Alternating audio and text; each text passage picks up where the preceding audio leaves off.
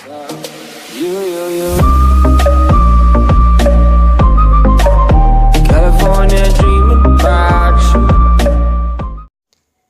le Clashers, j'espère que vous allez bien, c'est Faras. Aujourd'hui on se retrouve sur Clash Royale pour vous présenter un deck juste oufissime. Avant de commencer la vidéo, je vous demande de liker, de vous abonner. On est encore à 2 abonnés. Voilà, j'ai sorti 2 vidéos en ce moment. J'espère que ça va monter. Et voilà. Donc aujourd'hui je vais vous présenter le deck Zappy Géant Royal. Donc qui est un deck pute parce qu'il y a le Géant Royal et le Zappy. Donc voilà, vous allez surprendre vos adversaires avec des combos de malade. Par contre, il coûte 4,4. Vous allez avoir un peu de mal à gérer votre élixir. Mais si vous apprenez à gérer ces cartes, vous allez vraiment les jouer. Si vous avez toutes ces cartes, vous allez au moins augmenter de 200-300 trophées facilement avec ce deck.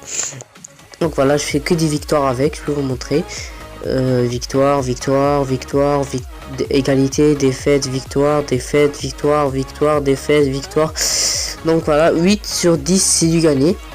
Donc voilà, je vous mets un petit gameplay. Donc ouais. Donc là il va envoyer son mineur et je vais jouer mon prince ténébreux, je pense.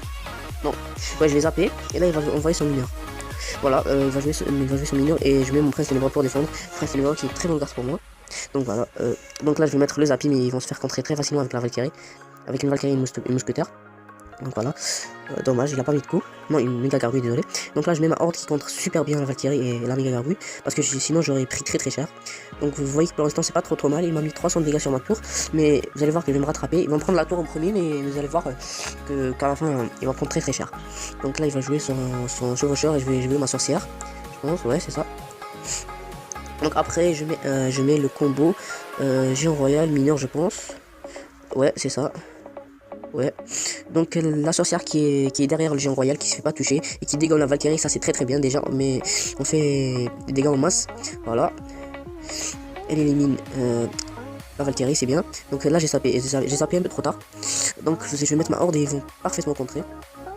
Donc voilà, donc là il va zapper, ils vont pas faire des dégâts malheureusement.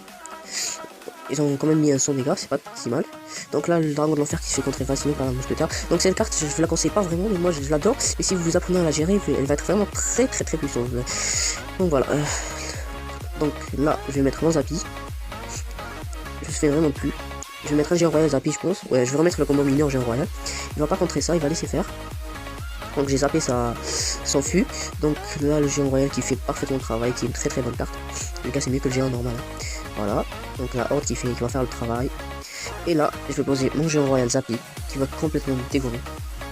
Donc là, le Zappy va mettre un coup, il va rester quelques coups. Je vais rejouer encore le Géant Royal mineur. Et vous allez voir que c'est cette stratégie qu'il faut utiliser. Donc le Zappy a quand même tapé. Donc je vais remettre mon Géant Royal. Et à la fin, vous allez voir que j'ai mis mon Géant Royal au milieu. Car un Géant Royal au milieu, ça fait extrêmement mal. La horde qui fait parfaitement le travail. Je vais poser une sorcière pour défendre quand même. Ouais. Et là, je vais remettre mon Géant Royal. Et c'est fini pour lui.